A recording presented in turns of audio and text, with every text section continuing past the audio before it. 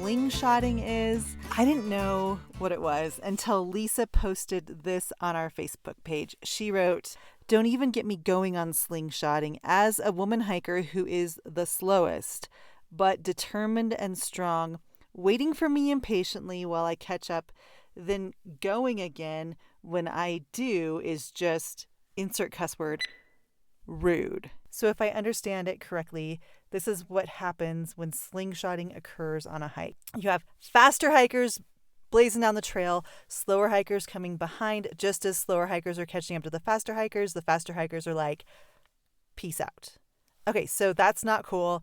I hate that slingshotting is so prevalent in the hiking community that it even has a word for it. But I did experience slingshotting a ton as a young cross-country ski racer. I was on the cross-country ski team, and I had a coach who would ski out really fast with the guys, and then the girls would catch up, and then he would keep skiing with the faster guys. And while I think he was actually trying to make us stronger and faster athletes, I didn't get any coaching from him because he was always just taking off with the fast kids, and that wasn't super cool. So it is really frustrating to be on the receiving end of slingshotting. We can all agree that slingshotting is not cool at all. Here are a few things that we may be able to do to avoid the situation from happening to us. First is to be super clear with your hiking partners about your pace. Your pace is something that you can learn over time the more you walk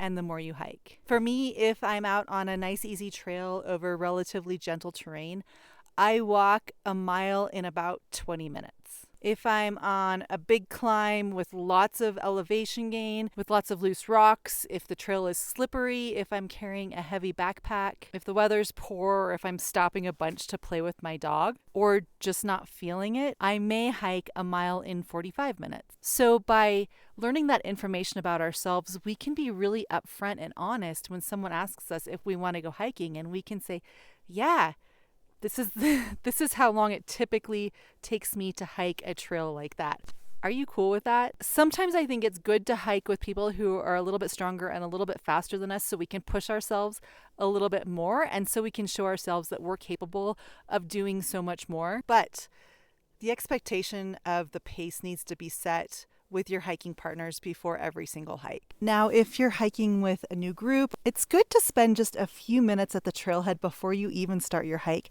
setting expectations, talking about your pace, and how you might establish waypoints to wait for each other along the route. You can also talk about things like how long you'll wait for each other, how long those stops may be, and what regrouping is going to look like. If you're hiking with a guide, a good guide is already going to have those things established, and they're already going to talk about them before you even start your hike. On every single hiking and backpacking trip that I've ever led, no two people have the exact same pace. By being really clear with expectations up front, it makes everyone feel like they can hike their own pace and be comfortable doing so. Let's be honest, when you're out hiking with friends or with a new group of friends, no one wants to feel judged or feel like they're holding up the group. And no one wants to feel like they're slowing everybody else down. Hiking with a group where everyone has different paces can be really stressful, or it can be really fun and really rewarding. The way to make that happen is to avoid frustration.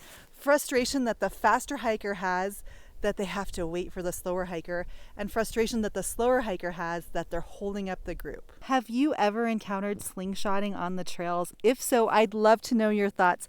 Drop a comment below and tell me how it went for you and what you did to prevent it. And if you want to learn more about Hike Like a Woman and join us for one of our amazing guided trips where we don't do slingshotting, head on over to our website, hikelikeawoman.com.